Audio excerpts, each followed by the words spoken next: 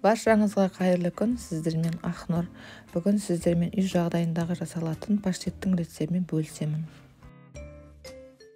Біздерге паштетіміз үшін керекті заттарымыз сыр, қайнатылған жұмыртқа, консервідегі фасоль, яғни ас бұршағы, және де плавленый сырда болады. Если болса плавленый немесе петакса қоссаңыздар да болады. Біздер ыдысымызға бірінші фасолімізді салып, және де үстіне сырды, қайнатылған жұмыртқамызды аздап тұз, және де сұйық майымызды салып, жақсылап блендермен араластырып аламыз. Енді осы ингредиенттерімізді жақсылап езіп аламыз. Толық езілгенше араластырып аламыз осындай блендермен. Дайын болған паштетімізді осы тәрелкеге салып аламыз. Үстінен укроп сепсеңіздер де болады.